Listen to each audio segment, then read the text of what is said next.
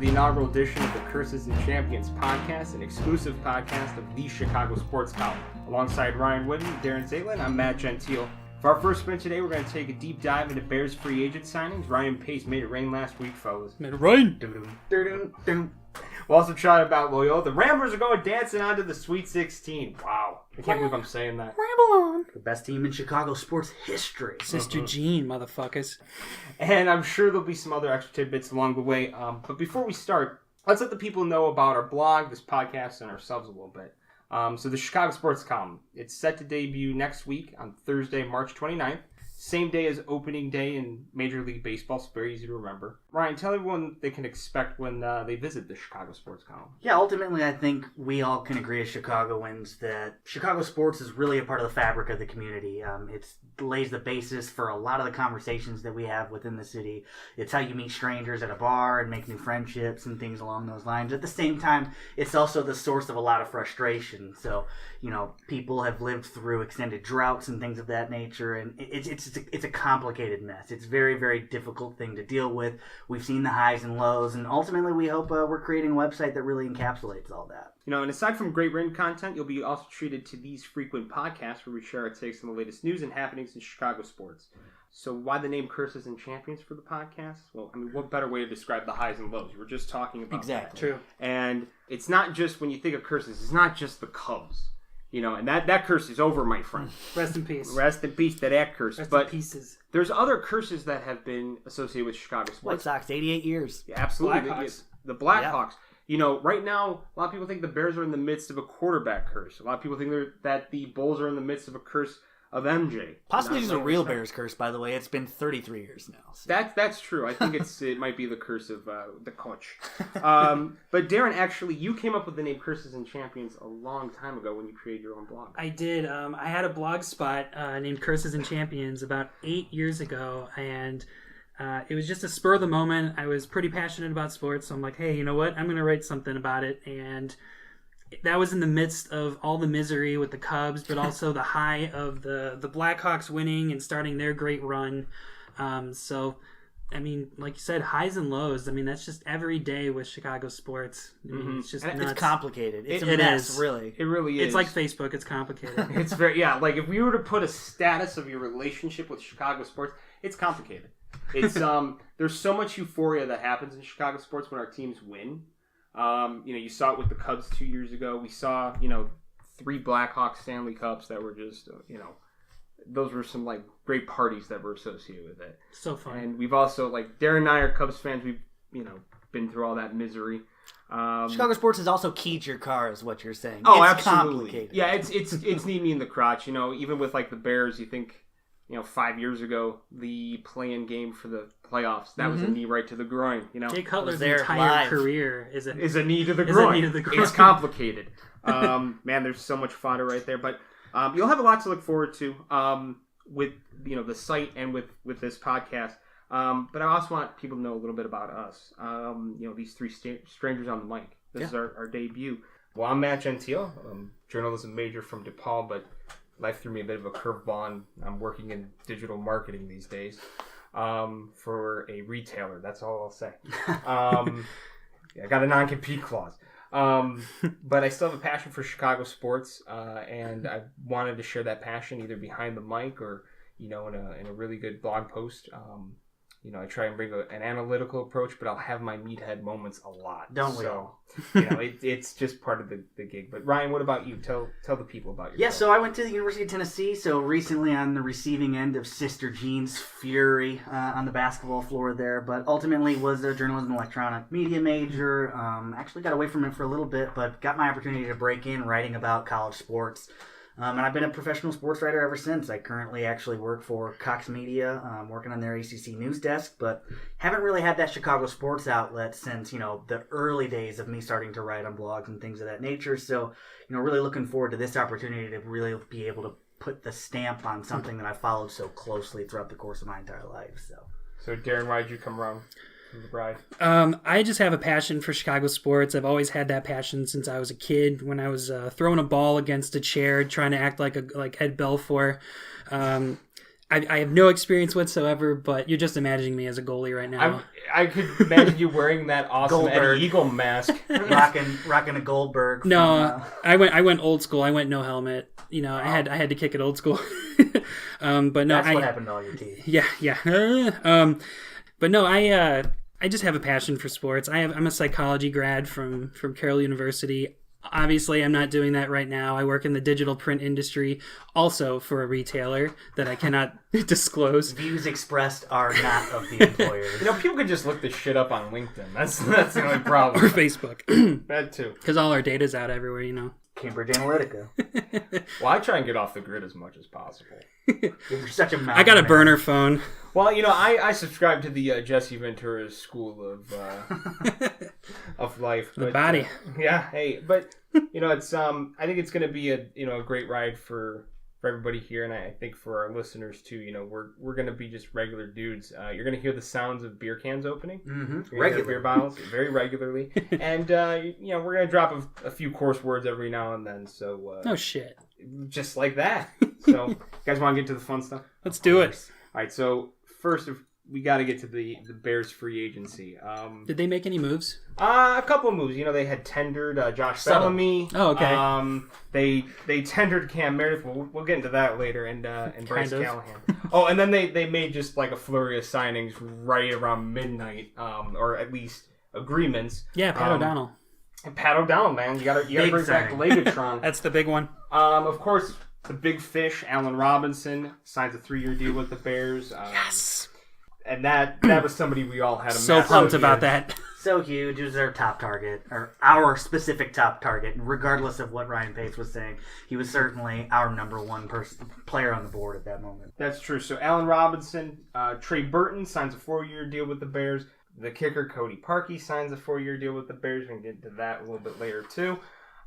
Taylor Gabriel signs a 4-year deal with the Bears. A lot of people thought they were going to go after Albert Wilson. Wilson decides to go to Miami, so signing a pretty good option there in the slot. A couple of smaller signings, too. Aaron Lynch, I thought, a very interesting move. Yep. One that we'll delve into a little bit later. Definitely high ceiling, good relationship with Vic Fangio. And bringing back Prince Amukamara and Kyle Fuller. But let's start with Allen Robinson real quick. There were reports coming out just before all that the Bears were locking in on Sammy Watkins, and that raised Ryan's blood pressure. Mine too. Yeah, and I mean, look, Sammy Watkins, for as athletic as he is, you think about all the injuries he's had with his, just these small nicks and the foot injury has been lingering since his days in college. Why was this in your mind better than going after a guy like Sammy Watkins? Well, I think it's a productivity issue, even more so to an extent than the injury issues. And those are certainly concerning, particularly when you're talking about a quick twitch guy like Sammy Watkins, a guy that you want to get the football down the field or get the football to in space to be able to utilize his speed.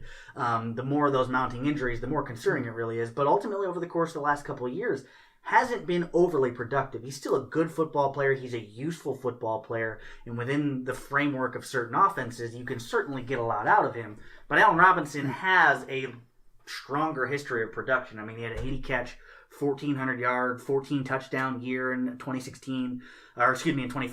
Had a solid year in 2016 where the numbers were down a little bit, but still ultimately good. You know that you're getting a bona fide number one with Allen Robinson, provided that he's healthy. Whereas with Sammy Watkins, you can envision him being healthy and still not necessarily being that dominant go-to top-of-the-line wide receiver. And so ultimately, in terms of the money that was thrown around there, I was not loving the idea of paying Sammy Watkins like a number one because of all the risk that comes with it.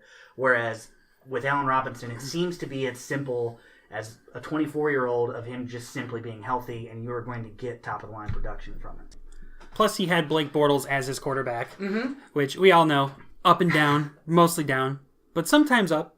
But one thing that I really loved about the signing was not just that we got a legitimate number one, receiver from Mitch Trubisky, but the fact that he literally is getting less money than Sammy Watkins. And that's a big thing too. I think we talked when the actual report came out between the three of us about how, our distaste for Sammy Watkins and the idea that they were going to be, honed in on him and the potential for maybe that to be a smokescreen, I think the money probably makes a bigger difference than anything in that. Like, if we see this happen multiple times where we see reports leak that they're honed in on one guy and then they wind up swooping in and undercutting someone and being able to sign a player that we like better, maybe that's them using the media to their advantage. But I think the money is really, really, really big in that regard because $16 million a year for Sammy Watkins. I totally want to address that point that you just made. We had talked about this last week. When the initial report about Sammy Watkins and Clown, we saw it from Brad Biggs. He tweeted about 9:00 that night that they were locking in on Sammy Watkins. Earlier that day, we heard Jeff Dickerson from ESPN 1000 say, hey, the Bears are most interested in Sammy Watkins, and you had made the point, well, maybe Pace is trying to pull a Belichick here and do what the Patriots do with using the local media as a smokescreen. I have a feeling that's exactly what they did. And I would like it if they did. I think it's hard to ultimately judge off of one particular instance what the motivation for that might have been. I'm noticing, though, that a lot of national media tends to scoop the stories on the Bears lately. Yeah. Especially under the Pace regime. Rappaport and Schefter, definitely. Under Angelo and Emery and those guys, it was always Brad Biggs. It was if Biggs had it, the story was gold. Yeah.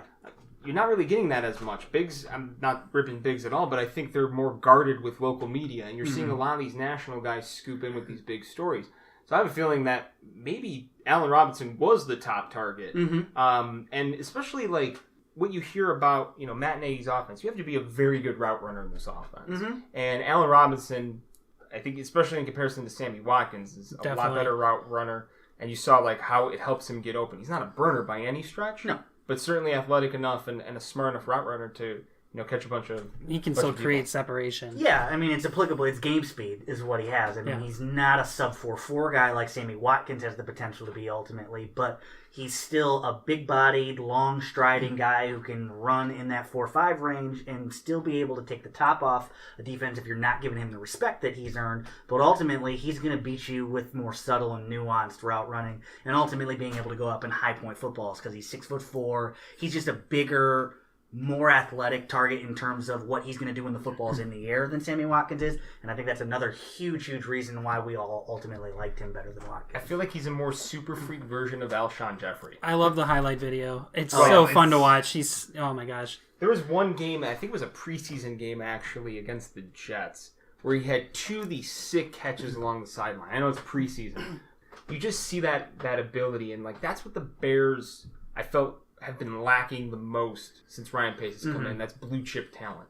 I think at his age, especially on offense, yes. And at his age, he's 24 going on 25. You're getting him before he even hits the prime of his football career. Like that's I think the biggest takeaway to me, and I felt like that was the theme of all these signings. I mean, even Trey Burton. Trey Burton's 25 going on 26. Massive upside. We look at all this. It's Robinson 24, Taylor Gabriel's 27, Trey Burton's 26. I love the Gabriel signing. I love it. You got a bunch of really productive football players in their mid-20s who have the theoretic potential to be long-term pieces for you.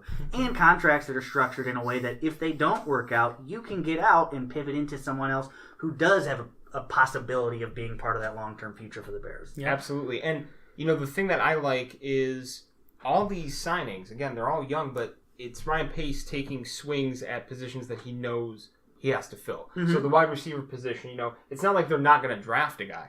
They can easily still draft a guy, even sign another piece, and we'll get to the potential names that are floating out there. Adam right Thielen was an undrafted free agent. Absolutely. There you go. Now he's a Pro Bowler. You just keep, if you're Ryan Pace, you keep taking as many swings until you can get this right. And even at the tight end spot, I was a little shocked that they're keeping Deion Sims, especially since now that money's guaranteed. I think it's $6 or $7 million that they're going to be paying him this year, or four of it's guaranteed. I think 4 of the 6, or something like that. Yeah. So it's, I think, a little surprising that they kept him while bringing in Trey Burton, but Trey Burton offers, I think, a different element to this offense. Definitely. Yeah, he's a move tight end. He's versatile. You can line him up in a number of positions. I think looking at his split, Dan Durkin on The Athletic did a really good breakdown of the variety of ways that he was used within the Eagles offense. And he lines up outside from time to time, takes advantage of smaller corners out there, lines up in the slot and takes advantage of less athletic safeties and linebackers inside. I mean, you can line him up in so many different places. He's not your traditional inline, block down sort of tight end. He's really more of an athletic receiving weapon. And specifically with what Matt Nagy's going to try to do, they're going to use him and move him all over the field and try to use him as a Jordan Reed type, a Travis Kelce type, and create mismatches. That is his single greatest responsibility in this football team, is to be a guy that can create mismatches with. Can I just take a second? It's so nice to have an actual coach that might actually have an offensive mind. Yeah. And actually put players in a position where they could create mismatches. Well, that what you just brought up there about, having that kind of coach, I feel like he might have been the biggest selling point for a lot of free agents. Definitely. Everything you're reading right now is that, you heard Allen Robinson say it in his press conference that he was really sold on the Matt Nagy offense. It seems like Matt Nagy, has this vibe about him, this kind of confidence and swagger that I think a lot of young guys buy into. Definitely. He definitely, I think, was a selling point, for a lot of these free agent signings. But aside from Allen Robinson, though, so you have, we just talked about, Trey Burton. We have Cody Parkey. Why are you guys laughing? Though it's just the way you said it. Cody Parkey. We know what's coming. That's we'll get to that in a little bit. Don't steal the thunder there. But, so you have, again, Burton, Parkey. You have Taylor Gabriel, Chase Daniel as your backup, Aaron Lynch. Which signing do you like the most out of those? After Allen Robinson and Trey Burton, because I love both of those signings. I actually really like the Taylor Gabriel signing. I think that's going to add a whole new dimension to the Bears offense, because that's one of the big things they were always lacking, was just a burner, like a guy who could work in the slot. Ever since, honestly, Johnny Knox, they haven't really had that type of receiver. And yeah, I can't think of anybody since Johnny Knox that's had that speed. And I wouldn't even, being a pure receiver, I know Hester was still there for a little bit after him, but in terms of a pure receiver with speed, Johnny Knox is probably the last one. And the amount of packages. Albert Wilson off the top, and you can make a very, very easy argument that Taylor Gabriel is a significant upgrade there because he gives you more dynamic playmaking ability down the field out of the slot. I think the only reason that you kept hearing Albert Wilson's name was, it's familiarity. Yeah. Like, he knows the Matt Nagy offense, so it's a no-brainer. And I thought, again, maybe there was some type of gamesmanship there, that everybody just assumed that. Maybe they were throwing that smoke signal out there. It was safe. Yeah, it was, and look, it was a Bears move. It was a safe Bears move. Old Bears. I had the biggest fear before free agency started that the big signing would be Albert Wilson. They you get Ryan Pace up there at the point hey, ladies and gentlemen, we just signed, we just brought in Albert Wilson. We really like him. We really like our receiving room. You would have heard all that BS from him. By the way, did you guys listen to that press conference with Ryan Pace? I did not. I caught some of it. Okay, so Ryan Pace, I'm a nerd for this shit. I love to dissect press conferences. It's a sick fetish I have. I'm listening to Pace go over it, and there was a distinct difference between last year's press conference to this one. Because last year he was going up there I really like the quarterback room, bringing in a guy like Mike Glennon, saying all that stuff. Marcus Wheaton, he's really good speedster receiver, going into all that stuff. Yeah.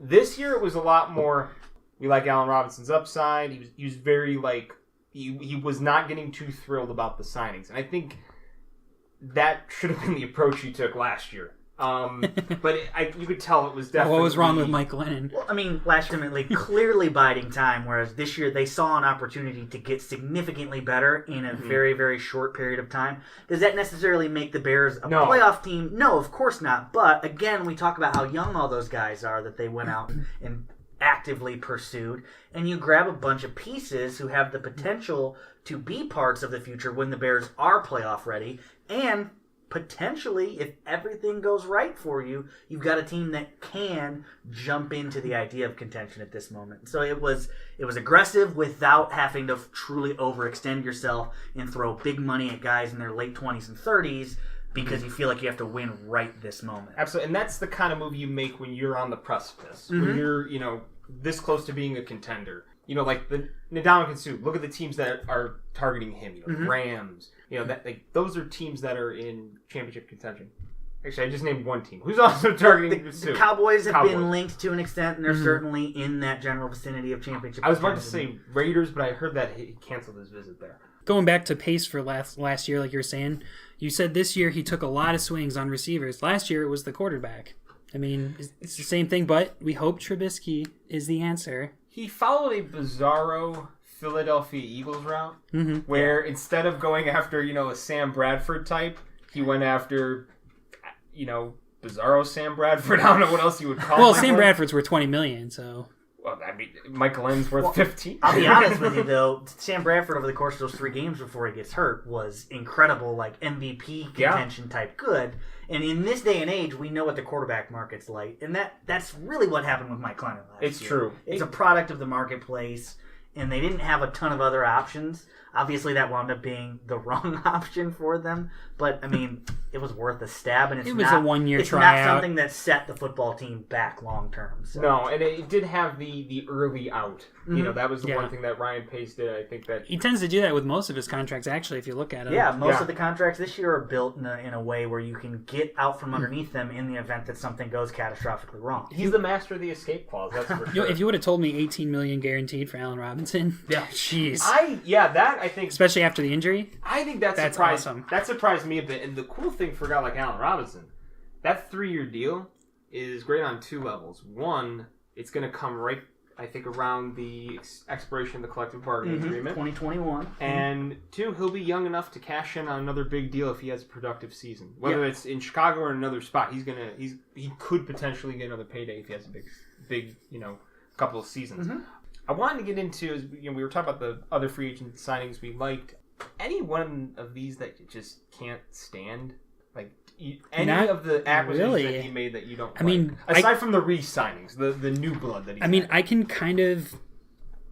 all of them I'm pretty fine with. I can see the reasoning behind it. The only one maybe is like Daniel Brown if they don't cut Deion Sims because you've got 4 tight ends. But it's $70,000 tied up in there. Exactly. Like he's a special teamer. That's a roster filling potential move. He's going to have to go and earn himself a roster spot at training camp. So not a lot to dislike about that. No. I think what's going to happen to a lot of people is they're going to look at Chase Daniel and be, $10 million for a guy who's thrown 30 passes in his career. That's the best job in the NFL. Of course, but that's a product of a marketplace. That's what backup quarterbacks go for. He's got experience under Matt Nagy. He's going to be extremely useful in that quarterback room for Mitch Trubisky. And so ultimately, is it really going to be that big of a deal when you've got $72 million in cap space to throw around for you to dump $5 million? I think his cap hit in 2018 is $4 million. Or $3 million, something around that nature. So there's nothing in there to truly, truly get too worked up about. I know that you have one that's maybe not your favorite, though. Me? Cody Parkey. Look, do I think he could be a productive kicker for the Bears? Yes. I'm not saying that's a problem. I just am not a fan of paying kickers. That's just not... In my business model, I would keep bringing in, the clown car of young kickers... on cheap deals for 3 or 4 years, and if they got, really, really cocky and wanted to get, a big payday, I'd show them the door. And that's just, that would be my business model. I'm not big into paying kickers, and something about $9 million guaranteed just rubs me the wrong way. Again, $9 million 4 years, though. Yeah, but any type of $9 million guarantee to a kicker just bothers me, and especially Ryan Pace, to me, ever since, they cut Robbie Gould, it's been like they've had trouble locking in at that position. You go out and you Connor Barth. You get Connor Barth. You get Roberto Aguayo on a tryout. You get Cairo Santos in here for a cup of coffee before he hurts his groin again, and then you bring in Ted Mike Nugent. So who was actually okay, and he was decent, but he's about to collect Social Security. He's 57 years old. Yeah. It feels like it was one of those moves where it's okay, we're desperate to get this position right, so they had to bring in a guy like Cody Parkey. Which, again, it's fine, and I hope he's a good kicker, and I hope he shuts me up, and he earns that $9 million. But, in the back of my head, I'm thinking of Josh Elliott and Harrison Butker and those kind of kickers that your scouting didn't pick up on. That's what rubs me. I understand where you're coming from. Certainly in an ideal world, I think definitely anytime that you'd be able to cash in on the undrafted free agent market or even a late round draft pick, you don't want to go buck stupid and throw a second round pick at the kicking situation. But or draft a punter in the 6th round. Or wait. But if you get a guy in the 7th round, obviously a lot of kickers on the undrafted free agent market, and it could work out for you 3-4 really controlled 3-4 years of a really controlled contract. That's great. However, on the flip side of that, I think if you look at all the successful kicking situations within the National Football League right now, long-term continuity is really the best overall bet to have that position locked up and taken care of and not have to run the risk of running into a situation, like the Chargers ran into this year when they were in a lot of tight football games and could not get their kicking situation sorted out. So that's what they're attempting to do. They're hoping that Cody Parkey can be that franchise kicker and hopefully even be here beyond the 4-year length of that contract, because ideally they'd love to have that set in place for the course of 8 to 10 years at a time and not have to touch it or mess with it. At the same time, like I said, though, I can understand you being apprehensive about a $3.8 million cap hit for a kicker. I would say this: the best kicker in Bears history. It's not Kevin Butler. Sorry, it's Robbie Gould. Yeah. And Robbie Gould was, called while working at a construction site. And became the Bears kicker, and was in that spot for 11 years. Yeah, 10, 11 but ultimately they did have to pay him to keep him after he had proven himself. And that was part of the issue. That's part of the reason why they cut him, is because they had so much money invested in the kicker. I guess I'm always okay paying my own guys. I know I said if a guy got real heady and was like, hey, I is trying to hold you up for money, and if it's a kicker, then I'm a little more But a guy like Robbie Gould, I think earned his keep around for a long time. He single-handedly beat us last year. Yeah, that game still, I have 49er envy so bad. So when you see Jimmy G doing those kind of things, he's so dreamy. He is. Okay, can we just ask this question? Who's more handsome, Jimmy G or Tom Brady? It's Jimmy G by a landslide. Really? It really is. Don't get me wrong. Dimples? Tom Brady's a handsome man. He's got the cleft chin working for him, but Jimmy's also got a pretty strong jawline. I'm going to say Brady Quinn. That's not part of this. I mean, he's got Brady in the name. This is the type of discussions you can expect on the Curses and Champions podcast. We just don't talk sports. We talk good looks. We're actually going to edit this, and it's just going to be 45 minutes of us rating NFL players on a scale of hotness. I think actually you might get a three straight white men talking about the hottest football players in the NFL. Let's get it. Move over Barstool Sports. There's a new market. You want about the bizarro Barstool Sports? That's it right there. There was one signing I wanted to actually talk a little bit about. We hinted at it when I was going through the signings there. The Aaron Lynch signing, I think, is one of those kind of quiet under the radar signings. It kind of reminds me of when Phil Emery, poached Willie Young. And it's actually a lot, cheaper of a deal than that. But Aaron Lynch had, I think, two consecutive years of 6 sacks. I think 6 or 6.5 his first 2 years, yeah. Under Vic Fangio. And he's, struggled since then, but they bring him in on just, a relatively cheap deal, $4 million 1-year contract, and only, about $1 million is guaranteed. So I really like this signing. It's got potential to be a really, really important signing for you, because while I think we all like where the Bears are at defensively at the moment, the big thing that they have not had going for them is they have not created a ton of turnovers or a lot of turnovers or generated a lot of pressure on the quarterback. And so those are two issues I think we all still want to kind of see addressed in the free agency market. And this goes a long way towards potentially addressing one of them, because he has dynamic pass rushing potential. He could be, in a perfect situation, a 10-sack guy. Now, ultimately, are we guaranteed to see that? Of course not. He's had some injury concerns. He's also had some issues with coaching staffs where when he's rubbed the wrong way, he doesn't play quite as hard. He can be a difficult character to deal with, but he's really, really talented. And I think it's kind of weird. We were talking about the Matt Nagy effect, right? And I think this is that Vic Fangio effect that I think a lot of people trust Vic Fangio, right? Vic has taken... for lack of a better term, he's turned chicken shit into chicken salad. He's taken, he's taken a defense with no Pro Bowlers, and especially in the secondary, gotten a lot of guys to play, above their potential. Got a lot of guys that he's been able to generate pressure with guys that aren't, piling up 10, 12 sacks. And so I like this too, because right now the Bears, it seems like, especially at the outside linebacker spot, they're lacking, some other pass rusher. You got McPhee's gone, Willie Young's gone, Lamar Houston's probably gone, Freeman's gone. Yeah, exactly. Bunch of linebackers. Christian Jones is gone. So bringing in a guy like this, who again, it's another younger signing too, and it could have a lot of upside. So those are the kind of guys that Notre Dame guy. Yeah, and Notre Dame guy makes me really happy to see a local guy come in. So, relatively, again, with these signings, I think the good thing is, like, Ryan Pace made those flurry of moves with some younger, fresher blood. The re-signings, I want to get into that, too. So, Prince Amukamara is back. 3-year deal. Kyle Fuller's back after some of that drama there where the Packers decided to throw him an offer. The Bears matched it. So, he's back on a 4-year deal. How do we feel about having the two corners back? Did you want to see some new blood come in? Did you want to see a Tremaine Johnson-like signing? Or are you fine bringing these two guys back? I know I didn't want to pay that much money for Tremaine Johnson. I thought that was way too much money because he had just come off the franchise tag a couple of times where he was making a lot of money. But I like bringing back Fuller. He's comfortable in the system. He turned a corner last year. Is the money right? Maybe. I mean, we'll see. I like the Amukamara re-signing. Maybe he got a little bit too much money, but I still think he's pretty solid. Pretty good lockdown corner. Doesn't create a lot of turnovers, but does play really well man-to-man. But there are a couple of free agent options still out there if they wanted to grab another one. Breland is actually still out there because he failed his physical. He has that foot issue, right? Like he hurt his foot in a non-football type injury, I guess. Like he got cut or something. Off I mean, ultimately, that's one of those deals where he probably remains a free agent up until the point where he's going to get a full clean bill of health, which is nice because it allows the Bears, it gives them time to evaluate what they have.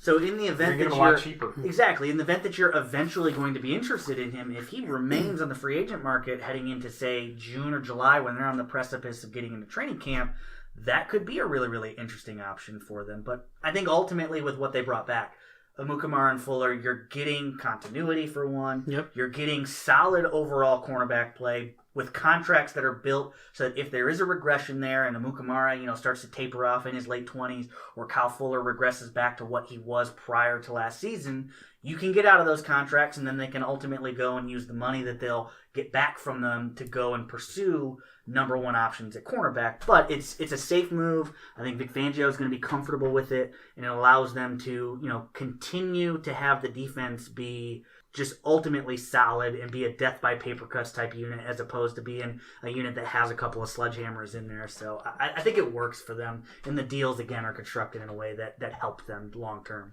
You gotta love the the discussion from the meathead crowd about the Packers were doing this typical just for gamesmanship. That's why they were doing this, trying to drive up the price. I honestly think that the Packers were interested in actually adding him. They have no corners. They were, and ultimately they built a contract that made it very easy for the Bears to match him. They built a contract that the Bears might not have been able to get done on their own terms if it were just a one-on-one negotiation and they were negotiating against themselves with the transition tag, because he might have looked for more guaranteed money if it was just a negotiation with the Bears. You have the Packers come in and you've got that big, full, total contract number there that is alluring, and everyone wants to believe in themselves. Kyle Fuller wants to believe, yes, I'm going to realize the full potential of this contract, and I'm going to make my $56 million.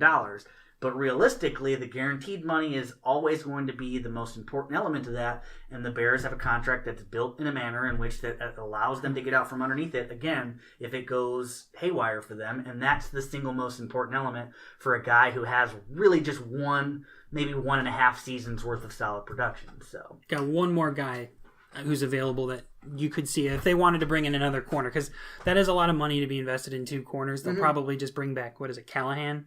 He's a restricted free agent. But E.J. Gaines from Buffalo, 13th ranked corner in Pro Football Focus. I believe he was part of that Sammy Watkins deal when they traded him from to the Rams. So, and he wound up being a pretty solid addition for them. So. And he's only 26. See, and that's the perfect age range when you start talking about that, because you're getting them at when they still have a lot of football to offer. Like, Darren, you're a Cubs fan, so when I say this, you'll appreciate it. I'm in that Theo Epstein, mindset when it comes to contracts. I want to pay a guy on future production, not past production. So to me, like, anytime you get a guy, and especially an athletic position like corner, I feel like it's always important to get a guy that's younger. And honestly, I think like even with these signings, I don't think they're gonna not take a pick. I don't think no, they'll still draft a guy. If there's if they're sitting there at number 8. And there's a defensive back, I don't think they're going to pass up on him. And if Minka Fitzpatrick were theoretically there at 8, or Ward, he's clearly the top corner in the draft, and for some reason he's slid and they have an opportunity, they can absolutely go out and make that deal. I think the key for them in that regard, and with anyone that they look for in free agency, is ultimately going to be finding players who are versatile and can line up in multiple spots. Anyone who can play in the slot is going to be of added value to them. Guys who can, both play in the slot and line up outside are going to be of added value to them. So they just have to be smart overall about who it is that they target in those situations and not get themselves in a situation where they've got 3 outside corners who have no interest in moving inside and giving you the ability for everybody that you're paying this money to be on the field all at the same time. And the draft is really shaping up nicely for the Bears because everybody's fighting for those quarterbacks, and we already got one. Mm-hmm. We already got I love titties. We got Trubisky. We got Mitch, man. And, Mitch, please. You were talking about the versatility aspect, and that's one of the reasons why I would love to get a guy like Denzel Ward or maybe Fitzpatrick. And Chubb might even fall. That would be awesome. If Chubb falls, I'm going to get a Chubb. I'm telling you right now. If he were there after 5, that would be the only situation where I would actually be okay with the Bears moving up. Yeah, that's the kind of talent you can't pass up on because, and we'll probably talk about this more as we get closer to the draft, but you need 2 things in the NFL right now. You need a quarterback and a guy that can sack a quarterback. Mm-hmm. Yep. And, I think that's the one thing the Bears are missing on the defensive side of the football. Leonard Floyd, I think he's got potential. It's just he hasn't stayed healthy, and we still haven't seen the full product yet. Well, and it certainly does not hurt at all to be able to outflank someone from both sides. So if Leonard Floyd turns into the guy that we think he is as a former top 10 pick, and you can put a guy like Bradley Chubb on the other side there, you're going to give opposing offenses a ton of trouble, and you turn a defense that goes from death by paper cuts into having a couple of those sledgehammers. And I think that's ultimately where the Bears would like to be. Mm-hmm. So if those opportunities present themselves, absolutely. You should never be afraid to add more. No. Take as many swings as you can. There's one thing that I want to bring up, a bit of a hypothetical. You guys like playing with hypotheticals? Yeah, sure. Our favorite. All right, sweet. They bring back Prince Mukamura and Kyle Fuller. If it were up to you, if you were Ryan Pace, and you saw that Tyrann Mathieu, a young, talented safety, got cut, would you have thought about bringing him in? I know he plays safety, but would you have thought about bringing him in on maybe a 1 or a 2 year deal? I think he got a year with the Texans. He got a year, $7 million. Only guaranteed. $7 million. That was nuts. Would that have been a move you would have made over bringing back one of the guys? If you had to make the choice. Does it have to be either or? Yes. Okay, if it's either or, I'm okay with the route that they went, specifically because the value that Tyrann Mathieu is going to give you is he's going to play in the slot for you. Mm-hmm. You've got 2 safeties you're relatively comfortable with. Versatility, again, he gives you some added benefit there, but he has not been an outside corner really at any point throughout the course of his career. He's going to play the slot for you very specifically. I think if it's got to be either or, you need those outside guys locked in first. The slot's very, very important. You absolutely want to have a capable football player in there, but you've got a Mukamara and Fuller on the outside who are going to give you what you expect. I mean, there shouldn't really be too much of an unknown element to it. They've played within the defense. You know what you're going to get out of them, whereas Tyrann Mathieu's had the injury issues. Again, he's only going to play in the slot. He hasn't really played in a defense that's quite as really conscious about not giving up stuff on the outside or on the inside, big plays in chunks, as he has in Todd Bowles' defense, and then ultimately whoever preceded him as the defensive coordinator with the Cardinals. It's really more of an attacking defense, which fits his style more. Mm-hmm. So I probably, in an either-or situation, would not have chosen him over a Mukamara or Fuller. Now, however, I do think a theoretic world exists where you could have gotten him in addition to bringing both of them back and have him be your slot guy, and that probably would have been ideal for them. They certainly have the cap space, but that would have been disgusting if they brought all three with Amos and with Eddie Jackson. But I wouldn't have made it to this first podcast. I would have been dead.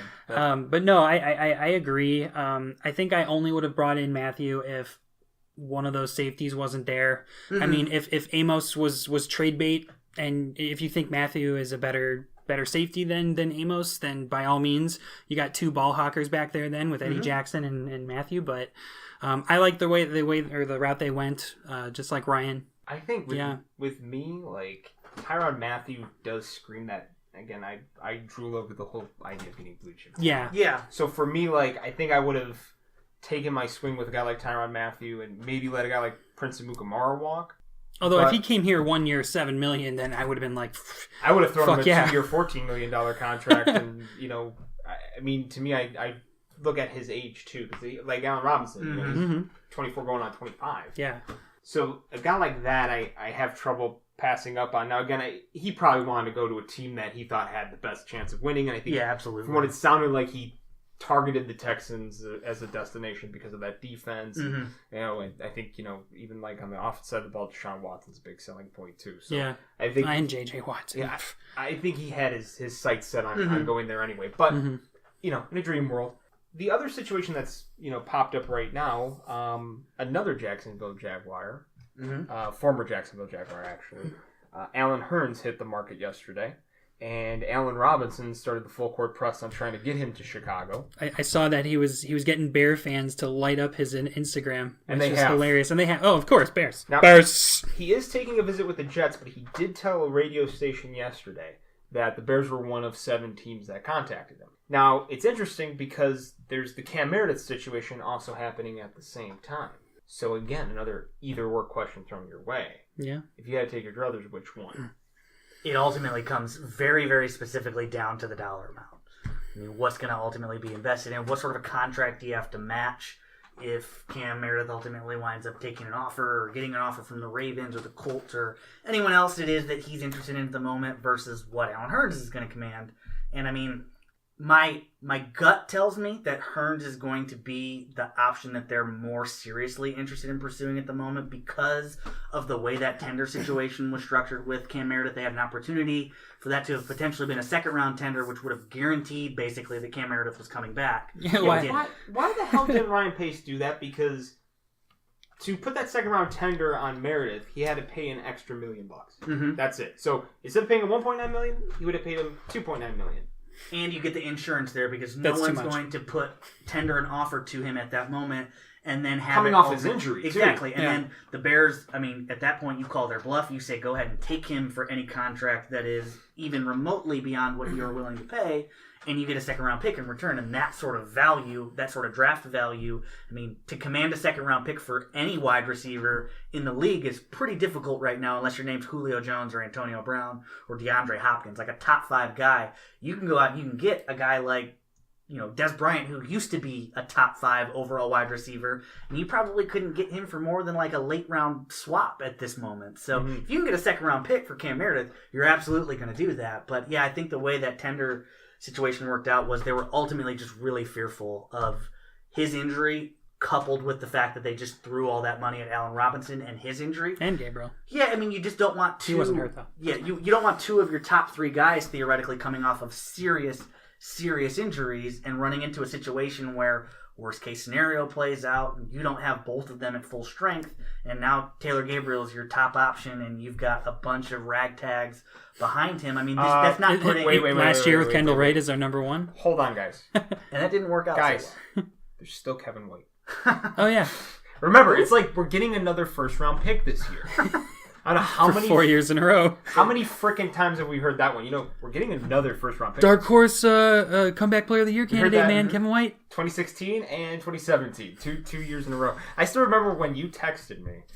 I was at the game last year, the first game, and you actually texted me, and you're like, Kevin Wright just doesn't look right at all because he was trying to juke people every time he caught the ball. He's trying to make a play where there's 5 defenders on him. He's trying to juke them all out of their shoes, and then he made one too many moves, and then he got lit up and broke his shoulder, his collarbone, right? That's a guy who very clearly understands that he's a former top 10 pick and feels like every single time he gets back onto the field, he has to be that immediately rather than just focusing on his long-term career, which should be just get healthy and go be mildly productive so that you can squeak out another 5 or 6 years in this league. Because at the rate he's going currently, get on the field, try to be a superstar. Get 1 touchdown.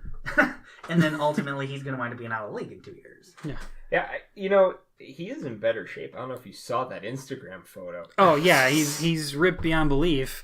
I mean, he's always been in shape. A lot of people are now catching on to that. Although his body has never been the problem. And he's never had injuries that were muscle related, like hamstrings or anything like that. It's always just been broken bones. His bones are brittle. Yeah. That's a problem. That's horrible luck, but I just hope he doesn't have an actual like underlying issue. They should go get that checked out. Osteoporosis. Yeah, he's basically like a 60-year-old Drink your woman. Ovaltine, Kevin White. Jesus fucking Christ. Oh my god. To get back to the whole Cam Meredith thing, I think the Bears, what they were probably trying to do, and Ryan, we were talking about this earlier, I think they were trying to get maybe a little too cute, where they were saying, hey, you know what? We're gonna pay him on the cheap with this by tendering him where there's no draft pick tied to it. Mm-hmm. We're taking him at his lowest possible value for this year. And that way we can maybe spin this into a long-term deal. Yeah. And I think they didn't anticipate the Ravens, the Colts coming after him. With, well, they're desperate. They wanted to get a 3 or 4 year deal done at a discount. And ultimately they might get their opportunity at a 3 or 4 year deal, but they misjudged the marketplace for him. And it's just going to wind up coming at a price that I don't think they're going to be able to pay if the interest that everyone is showing is as real as it looks. I mean, if you get to the point where you've got to pay him $4.5 million a year, I'm not matching that. You're going to balk. I mean, you don't have the luxury, even if we think Cam Meredith's going to come back and be the player that he was in 2016 after Kevin White got injured. There's so much risk involved with it, and you've already got all this money tied up into Taylor Gabriel and Allen Robinson. You just don't have the luxury of having a salary cap situation where you've got essentially $24-25 million of cap space tied up into your top 3 wide receivers. That's just too lopsided. Even as the salary cap continues to skyrocket in the NFL, you don't have the luxury of tying 12-15% of your cap up into 3 wide receivers. Well, and look at like what some of the lower tier wide receivers are getting money wise. Mm-hmm. Like, do you see how much money they were trying to throw? The Ravens were trying to throw at Ryan Grant before he failed his physical. Which, by the way, 2 Redskin players failed their physicals. That's weird. And then also, what was it Paul Richardson? He got a bunch of money. It was crazy. I think that Ryan Grant failed physical was the Ravens saying, "Oh crap, Michael Crabtree's on the market." True. We messed up. Hey, going through a tunnel. Sorry, you're breaking up here. I can't hear you, Ryan. I'm in the same room. Get out. So I wanted to put a bow on this Bears discussion, and I wanted to get your guys' thoughts on Ryan Pace. How would you grade the flurry of moves now that we've had a week? I think after day 1, everybody was ready to give him the key to the city. Now that you've had some time to sit on it, hear more about the contract situations and everything, what would you grade Ryan Pace in terms of his performance so far in getting these guys locked up? I would say my initial reaction, like when I got the text message that Allen Robinson was signed, I was like, A++, don't even care, flip a table and jizz everywhere. But thinking back on it, I think I'm going to give it a B+. But the potential is an A+, because you got young guys that you signed. Trey Burton has the potential to be a Travis Kelce type tight end in Matt Nagy's offense. Taylor Gabriel has a chance to be a legit, just crazy speed slot receiver in that offense. You're giving weapons to Mitch Trubisky and hopefully progressing him, where he becomes a top 10 quarterback. That's ultimately the goal of most of these moves. Well, actually pretty much all of them except for the defensive ones. So, that's where I'm at. What about you guys? I'd give him an A. I'm trying to find ways to really poke holes in it. Again, we can look at, mentioning the Chase Daniel contract, mentioning Cody Parkey, the money. Yeah. But here's the thing. They had $72 million of cap space to spend. Mm-hmm. It was not going to be a problem at any point for them to slightly overspend, particularly on those lower level signings like that. You can pay a little bit extra money to go get Chase Daniel and have a comfortable backup option who knows the Matt Nagy system and is going to be helpful to Mitch Trubisky. You can take a stab on a kicker if you think it solves that problem for you long term. Those sorts of swings, even if they wind up being misses, aren't going to hurt the Bears long term because they're going to have opportunities to address those situations down the road. If they'd have gone out, say, for instance, and thrown the sort of money at Sammy Watkins that Sammy Watkins got, those are the types of moves that potentially you can't come back from, particularly when you're looking at a window of you've got Mitch contractually controlled before you even have to deal with, trying to get him a raise or getting him a new contract over the course for at least 2 more years, most likely 3 more years. This is your window to try to build towards being a playoff team by the time that Mitch is due, say, who knows what the fuck quarterback deals are going to be like by the time he's due for a new contract. And if he's your guy, you now have a guy who you might have to pay $30-35 million to and eat up 20% of your salary cap, like that. So this was the time for them to go out and attempt to make these sorts of moves, which is why I can't find, you can sit here and try to nitpick, but ultimately the players that they got fit what they want to do offensively perfectly, and that's why I'd have to give them an A. Well, I'm going to be a bit nitpicky. I'm going to give him I'll give him a B plus. But like one of those B pluses that's like on the verge of being an A. Like an 89% yeah, on like a an test. 89%, like an 89.5%. Grade on a curve. No, I don't do that. I'm a harsh grader. I'm like like a Nazi teacher. You bastard. Look, the one thing that I would maybe just ding him on is the current situation right now with Cam Meredith. I count that as a ding for this time period. And also, again, my Cody Parkey bias. So I'll give him a solid B. The thing is, I'm also a wounded puppy, given the last free agent signings. I'm like that puppy you get from the pound who got, abused by his owner. Now you're taking me home and I'm hiding under the table. That's what I'm like right now. I need to start seeing, the love. Mm-hmm. I need to start seeing them actually turn the corner after a free agency period. So could be worse. It could be the Cardinals going, we can't pay Tyrann Mathieu, but we can pay Sam Bradford and Mike Lennon. Hey, you know what though? I'm glad we're not Cardinals fans. That's for sure. Yeah. So we've been rambling on here about the Bears. So why don't we ramble on about the Ramblers for a little bit? Oh, look at that transition. Hey, that's what they pay me for. They don't pay me enough. We don't pay you jack shit. Yeah. So Loyola's still dancing, guys, and Ryan, I'm sorry. So Ryan, you went to Tennessee. Yeah. This is a little tough for you, but I thought there was a possibility they could do this. Tennessee was one of the better teams in the SEC this year. Yeah, I mean, they were, you make a pretty strong case that they were the best team in the SEC. They were co-regular season champs. They were on the doorstep, the precipice of winning the SEC title game against Kentucky. It is a very good basketball team. Now, I will say the matchup that Loyola presented was problematic for Tennessee from the get-go, and that's why they were as dangerous as they were. I was still, though, surprised. Because when you looked at it, and I pointed this out to, I was watching the game with some friends on St. Patty's Day, you just looked at Tennessee, and you're like, those guys are basketball players. When you look at them, like size-wise, length-wise, those are basketball players. And you looked at Loyola, and it's like, oh, this is like a really good high school basketball team. Like, just physically. Yeah. I'm just saying physically. But defensively, they're that locked team down. is sick. They don't foul out. No foul outs the whole year. They're well contained. They play within themselves, and that's the single most important element to being a double-digit seed and making a run like this. You've got a lot of mid-major teams out there that can shoot the ball lights out, but the problem is ultimately you're going to have a shooting night some point over the course of 3 weekends of an NCAA tournament where you're just not going to get the ball to go in as frequently as you'd like.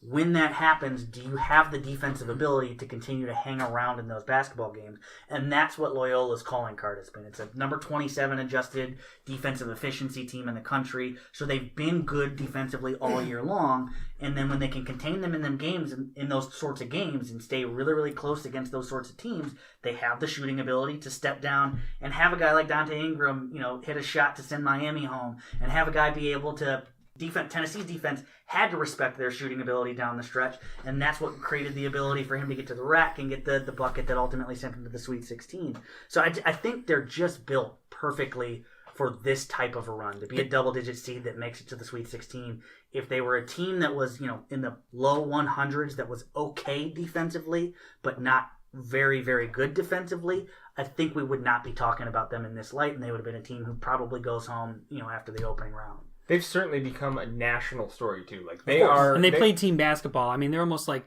the Spurs. Like they're selfless. They'll make the extra pass. 5 guys pass. who average double digits. I mean, it's not. They do not have a superstar on their team, which a lot of these mid majors who do make runs, a lot of it will be invested in you having a guard like Steph Curry, Davidson going to the Elite Eight. When he was still in college, their guard play, having a dominant guard at the mid major level can get you that far. They don't have that. They're just really, really well coached. They're smart with the basketball offensively. They play good defense, and that's how you win games this time of year. Well, they have one superstar. Her name is Sister Jean. Of course. That's what I was going to say. So, I think that they've become a big national storyline. And if you look at it, they're poised to maybe get to the Elite Eight too. That whole... potentially you could get to a Final Four with a bad... Yeah, that whole region. I mean, all the singles or the high single seeds are gone. It's been completely turned on its head, and Loyola has a really, really realistic chance of being able to run the table this weekend and make a Final Four, which I don't think George Mason did it in 2006, I believe, as a double-digit seed. What about Wichita State? Yeah, Wichita State has also done it, but those are really the only two examples I think you have since they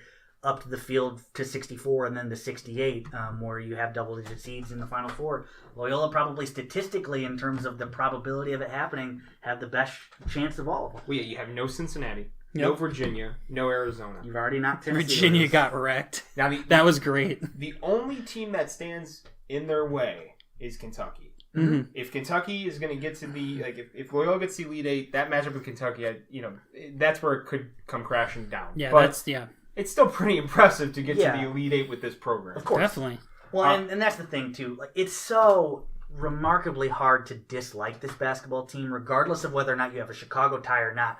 I'm a Tennessee guy, so obviously I'm watching that basketball team hoping that Tennessee wins the game. But I'm not. I'm watching that basketball game, and every time they show Sister Jean's sweet, adorable face, I can't help but like them and pull for them long term. I should be jaded right now. I should be absolutely furious, but I can't bring myself to do it because that adorable little old lady is just a sweetheart. For that Tennessee radio host who apparently dropped an F-bomb about Sister Jean, go fuck yourself. Well, I mean, how could you... First off, she's a nun, okay? Yeah. A 98-year-old nun. And she's the sweetest lady. I know a lot of people that went to, Loyola, and apparently... actually, the people that I was hanging with, one of them went to Loyola. I was watching the game with this past weekend, and she was saying that she would greet you when you come off the bus stop. Like, that's her thing. Like, she used to, actually, a couple of years ago, she was still, able to walk and stand and stuff, and she would just, greet kids as they were coming off the bus stop. So she's like an icon at that university.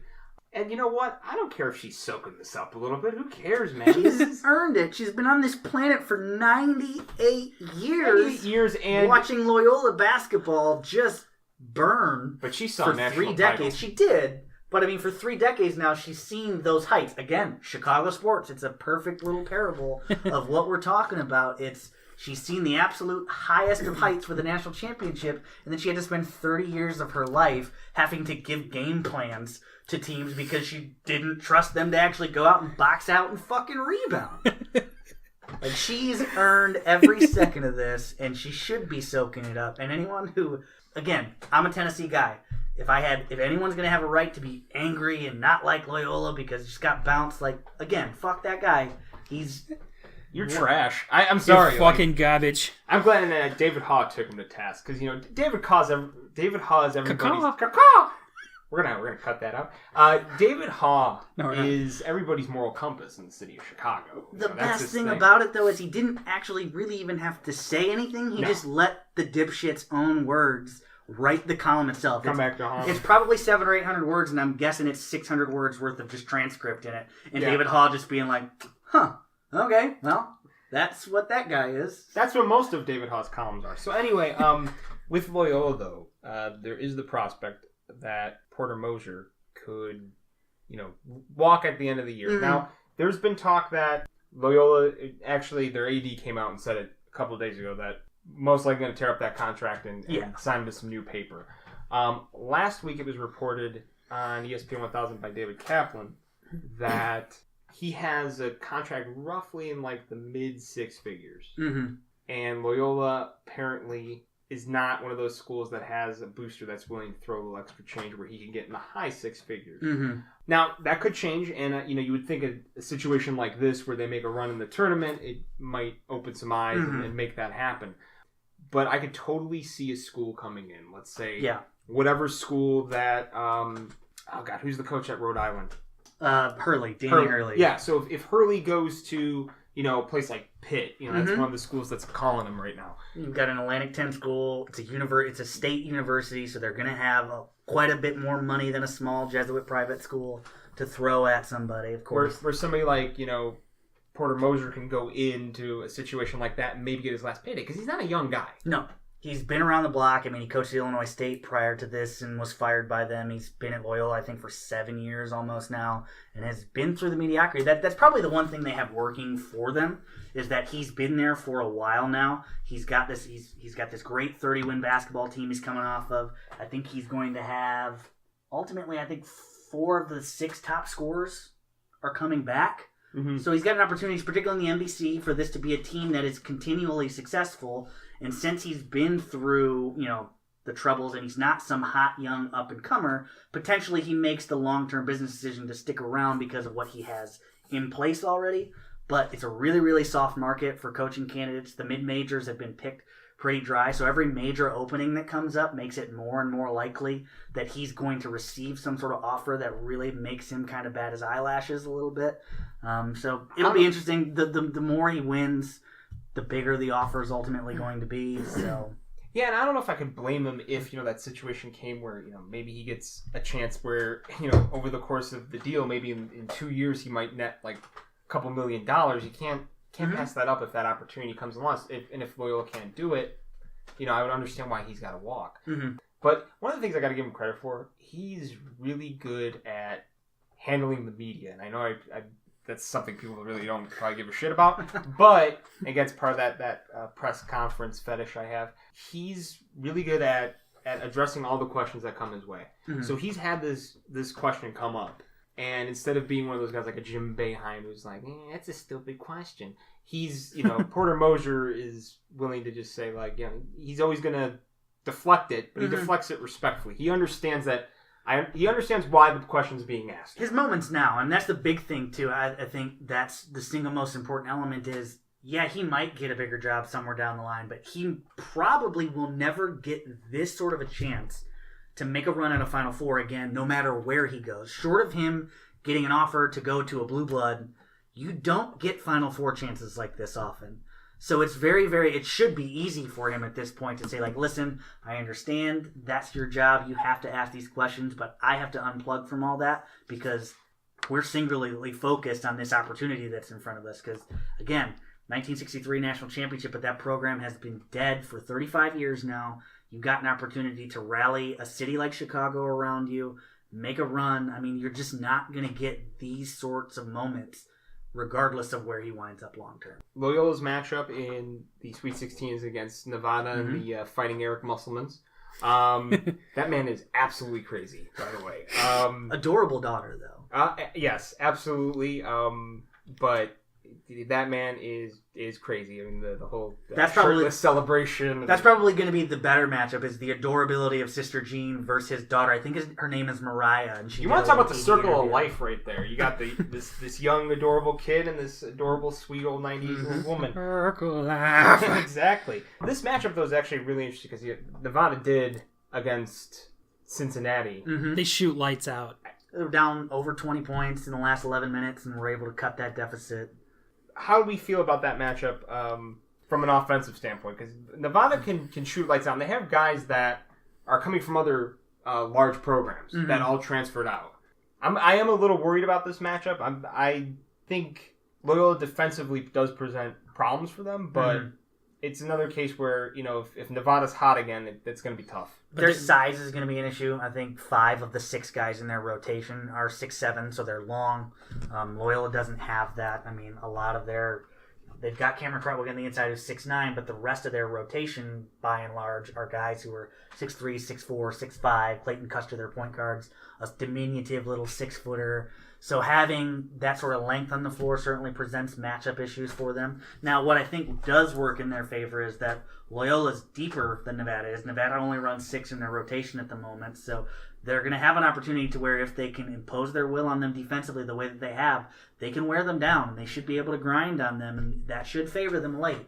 So I think there are pluses and minuses, as with any matchup. They're going to be able to hopefully exploit, like I said, those rotation issues that Nevada has, but really overcoming that length and being able to rebound. That's probably going to be the single most important element to them. So long as they don't get absolutely smoked on the boards, they're going to have a very, very good shot at winning that basketball game. I mean, Loyola is just the perfect team to represent Chicago. Aren't they? Like, defensive, gritty, grind it out. I mean, blue collar. They're a meathead street.